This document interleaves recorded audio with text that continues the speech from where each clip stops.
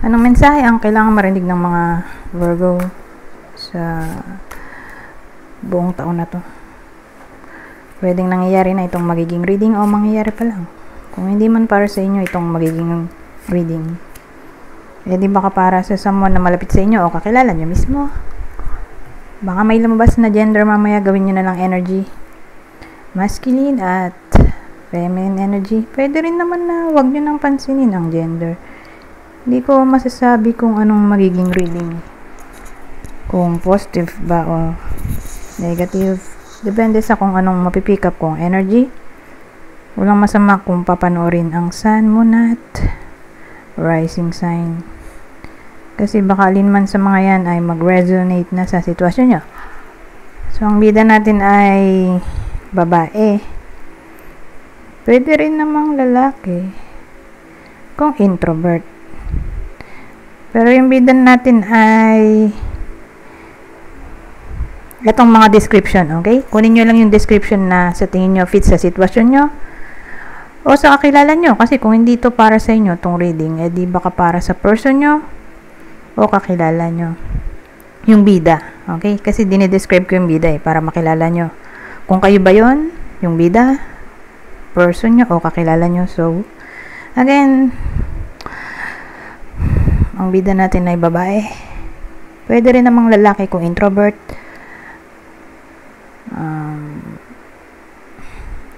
May anak siya or buntis ngayon.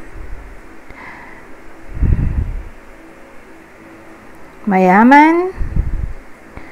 Kung di man mayaman ay may business. Kung walang business ay may trabaho.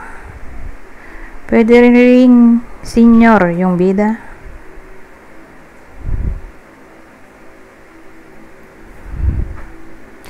Ano tong strength card natin? Strength,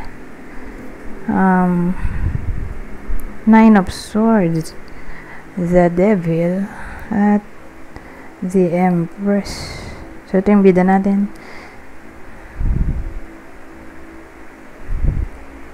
Ano kaya tong strength card? Ano?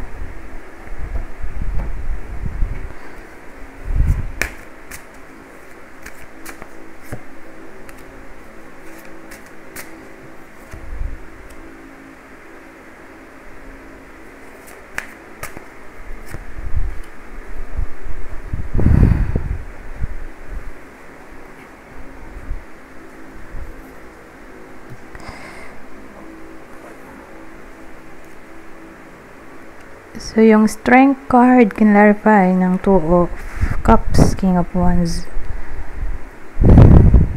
at Seven of Pentacles.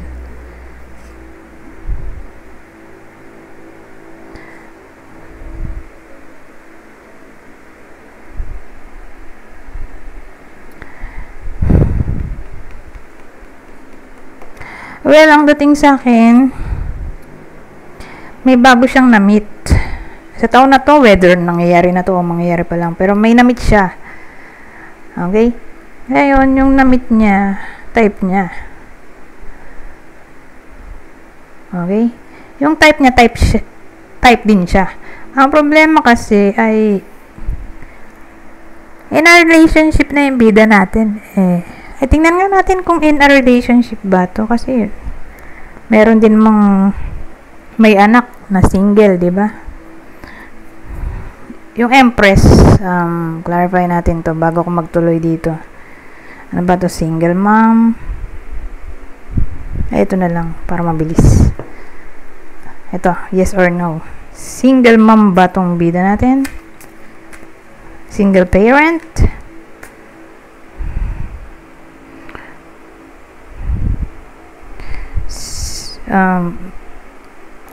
Paano ba?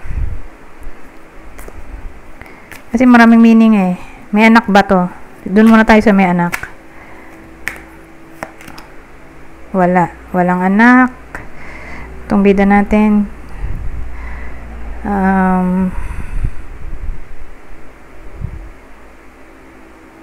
In a relationship ba siya?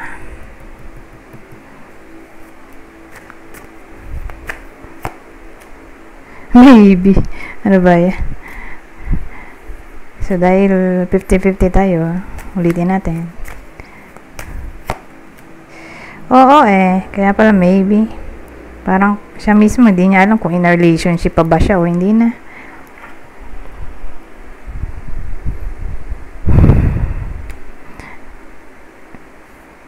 Siguro, kaya ganon, na naging flirty siya dito, kahit dito lumalabas, 7 of Swords.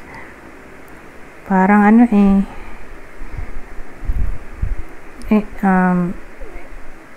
hindi na nagwo-workout yung connection nila. Yung karelasyon niya, or ewan ko, for some reason, marupok yung connection nila, or hindi na niya ganun kamahal yung partner niya, or na-disappoint siguro siya sa partner niya dahil kulang sa care, love, hindi good provider, or masyadong cold, cruel.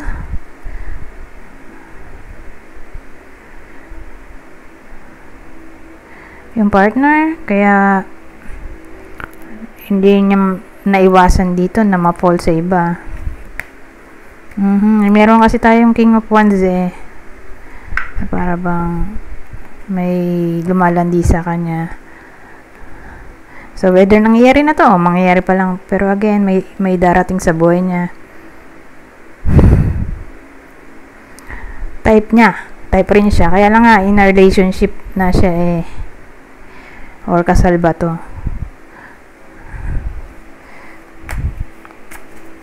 Gawin natin. So, kasal ba siya? Hindi. Walang anak. Hindi kasal. Pero in a relationship.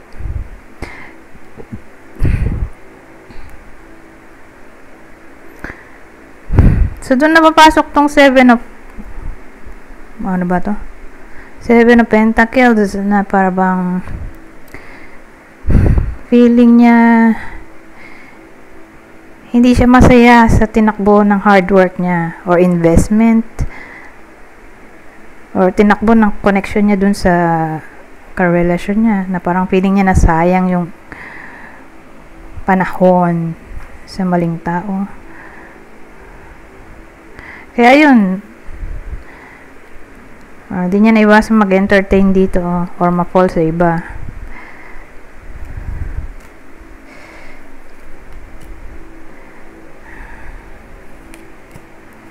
Ngayon, ano tong 9 of Swords?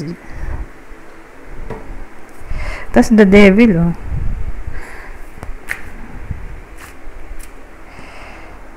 So, whether sila na mismo sa taong to, or magiging sila, or flirtation lang. Pero ang sure ay ine-entertain niya So, kapag nag-message sa kanya yung other person, nagre-reply naman siya.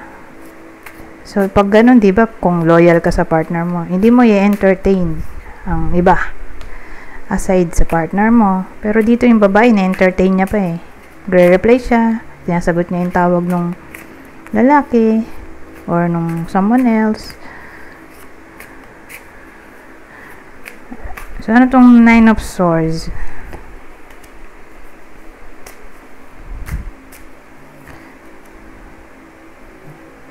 Pero may strength card nga pala tayo, no? Almost forgot. Pero dito, yung strength card natin, dito naging courage na lumayo sa tukso. Kasi ibang meaning din pala ng strength ay love, acceptance. Marami kasi siyang meaning Hindi lang siya yon. Courage. Di mo nga rin nakalain love. Diba? Pero mahirap, 'di ba? Mahirap din kasi magtiwala or ibigay ang buong puso or pagmamahal, kaya part din siya ng strength. Okay? So, yung strength natin, sa dami ng meaning, dun siya papasok sa love. Okay? So, love reading to.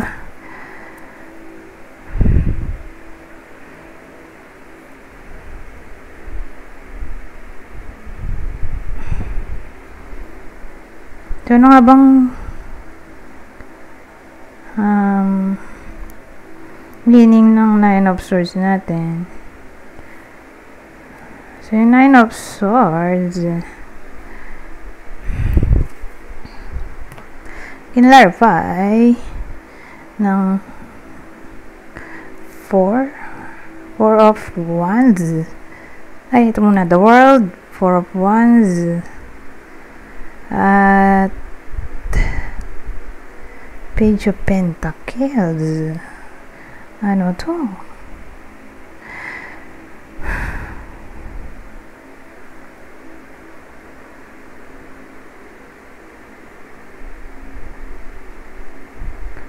Kasi may nagwo-worry dito.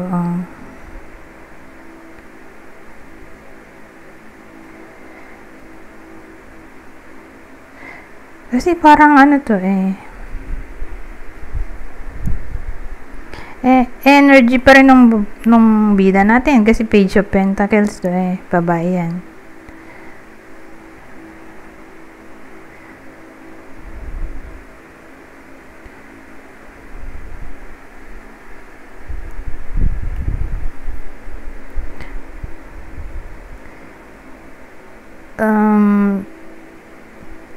May long distance kasi dito sa The World of Foreigner siguro to.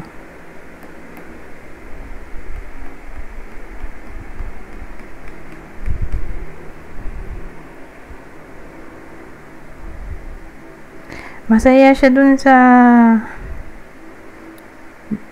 someone else na tinutukoy ko. Masaya. Para bang dito sa Page of Pentacles natin, parang gusto niyang mag-try ng something new. Parang nakikita niya yung magandang future. Oh my God. Mas magandang future sa taong to kaysa sa original niya.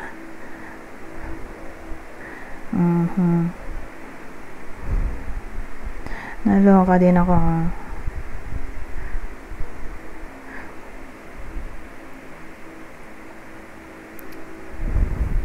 Puno siya dito ng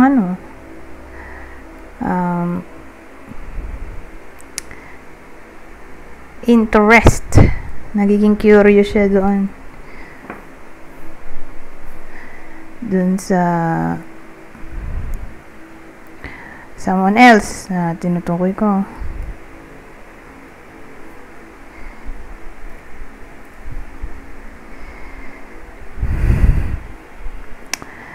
Tapos tanong siya ng tanong kasi nga curious siya so pag ganong tanong ka ng tanong tungkol sa tao, ibig sabihin interesado ka. So yung energy ng babae dito, mukhang interesado talaga siya dun sa someone else na para bang kung maging sila, mas nakikitaan niya ng future, magandang future yung bago kaysa sa luma. Para bang doon napapasok yung the devil na kung sakaling i-pursue siya nung someone else, mapipilitan siyang mag-cheat. Kasi mukhang nasa pa lang sila beginning stage. Kaka-connect pa lang nila. Or nasa getting to know each other pa lang kasi yung scenario dito. So, ang dating kung i-pursue siya noong someone else tanungin siya kung okay lang maging sila, parang ang dating malaki ang porsyento na mag-cheat siya yung babae, yung bida natin or lalaki kung introvert. Kasi yung the devil cheating card din kasi yun na yung card ng evilness, all kinds ng evilness o crimes all kinds ng pleasures. Ano na siya, literal na toxic. Diyan na nga rin papasok yung secret.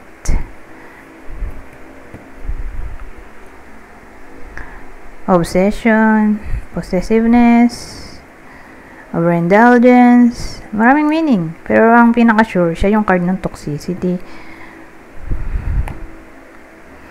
OMG.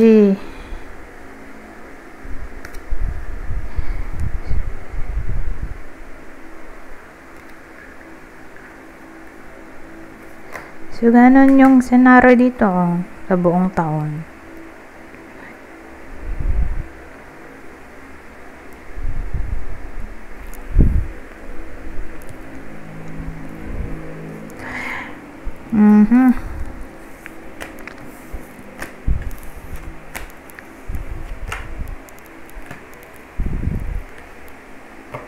Basta dun sa kanina, hindi ko masabi kung sino yung long distance. Connection niya ba dun sa original niya? Or connection ng bida natin dun sa someone new niya? Basta may someone na long distance, sa malayo o nagmukhang long distance sila eh. Or baka foreigner nga. Or kung di man literal na foreigner, baka Filipino rin, pero nasa abroad.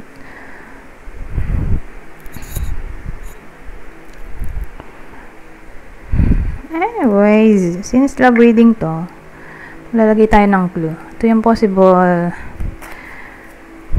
zodiac sign nung partner. Doon na lang tayo sa partner.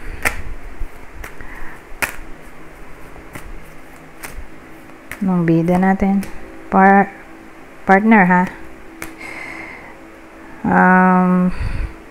Original to. Ito yung original. Gemini, Capricorn. Gemini ulit. Ngayon, kung hindi para sa inyo yung reading, di baka para sa someone na malapit sa inyo, kakilala o idol. Ito ang possible zodiac sign niya. Sagittarius, Devil ulit, Sagittarius, Capricorn, kapwa Virgo. Ngayon, dito tayo sa description. Isa pang description.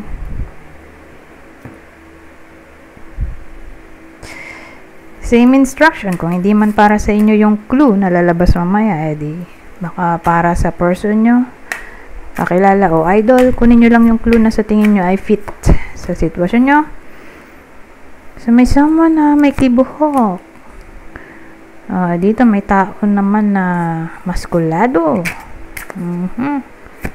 So, dito sasama na rin pati yung description ng someone nyo. Tatlo kasi sila dito na bida sa kwento natin. Yung bida natin, jowa niya, at yung third party.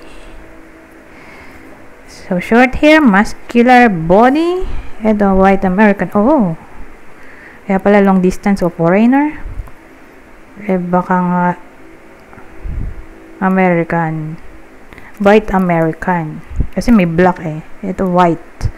Or baka may someone na nasa Amerika.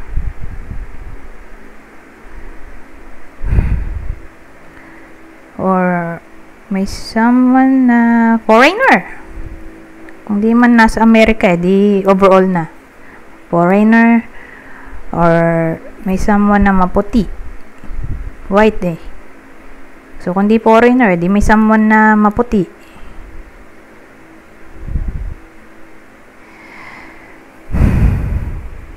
Again, long distance relationship. Dito din papasok. Mulit lang, tulad sa sinabi ko kanina. Ito, beauty mark. May someone na may beauty mark. So, depende kung anong klaseng beauty mark. Okay? Kasi, kanya-kanya naman tayo ng trip. Diba? Kung ano yung beauty. Kung ano yung sa tingin natin ay beautiful. So, dito, may iba na magaling siguro sa makeup. Or baka may taling, nunal, may hikaw sa mukha. At tulad nito, nasa ilong. Baka may scar, tattoo, ano pa ba?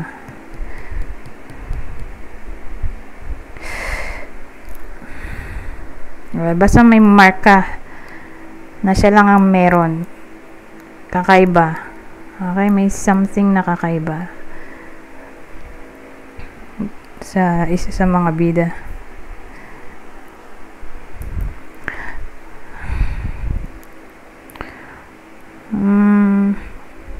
Ngayon,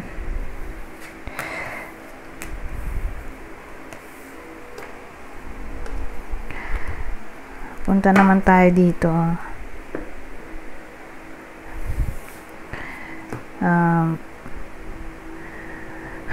Ibang senaryo. Minsan nagdurugtong yung kwento, madalas hindi. Tingnan natin. Ito kasi wala na siyang clarifier cards. As in, 2 card lang ang kukunin ko para mabilis. Okay? Ano to? Haughtiness? Tapos money?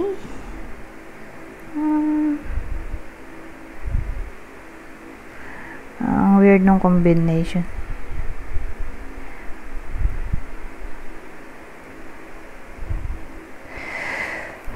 So, ang dating sa akin, may someone, whether kayo mismo to, or kayo yung makaka-experience, pero may someone na mag-show off or magbabrag ng kanyang gamit, mamahaling gamit, or papakita niya na marami siyang pera, or naging social climber yung tao dito. Kasi pride to pride ito, money. Para bang nagtitake pride siya sa money na meron siya.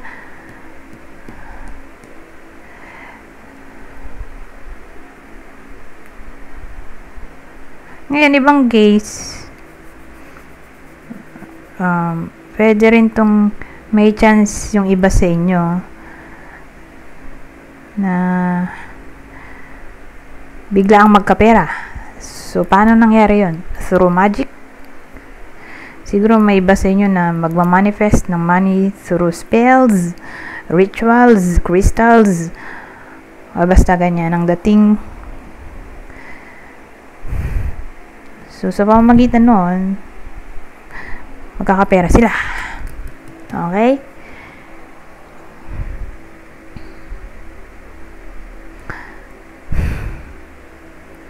Ngayon, ibang case, magmumukha na kasi itong vanity na para bang mapupunta sa wala yung pera nila, sa luho. So, beware. Yung savings o yung pinaghirapang pera, sweldo, pupunta lang sa luho or pagbili ng mga beauty products sa mga babae.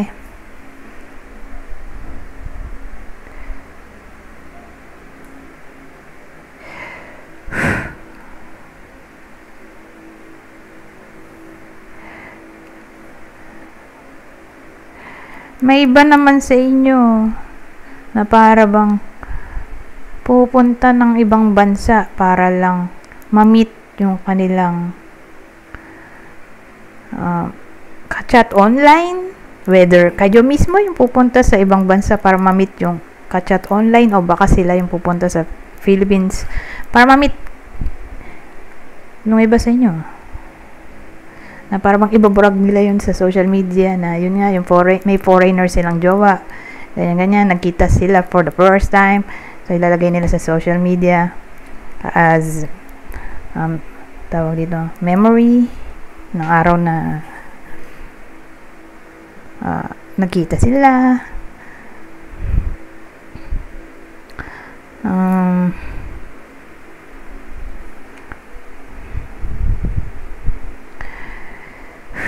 Anyways, punta na nga tayo sa susunod. Dito na tayo sa susunod na deck. So, 2 card lang din ang lalabas ko dito. Para mabilis. So, may babae. Oh! Babae, lalaki. Titinginan pa sila. So, kaya to. Teka lang. Kasi alam ko, 2 babae at lalaki dito eh. Wait lang. Oh, ito lalaki, isa oh. Kalimutan ko yung itsura eh, nung isa, para masabi ko kung ano ba to. Hindi ko kasi masyado ginagamit to eh. Ito. So, ayan. Kaiba sila oh.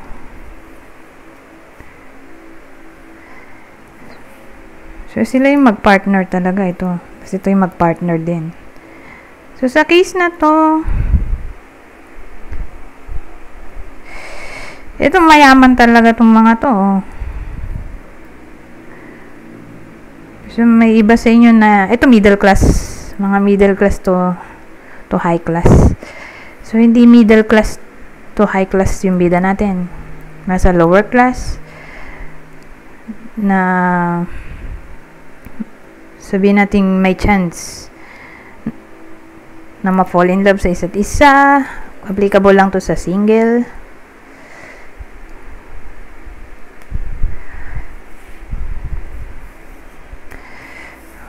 Maisip na ano eh. Ibang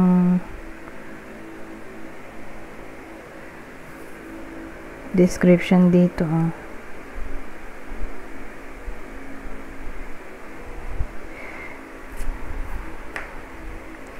O sabihin nating in a relationship na talaga. Pero again, same class, lower class.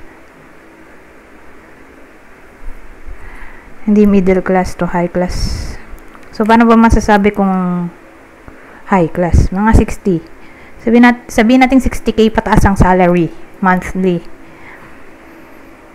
Kung hindi papalo ng 60k monthly o 60,000 monthly yung salary, edi doon na papasok yung ano, lower class. Sa pananaw ko lang So, kung sabihin natin in a relationship na talaga sila, edi may love naman para sa isa't isa. O loyalty, don't worry. Anyways, hanggang dito na lang. Goodbye for now.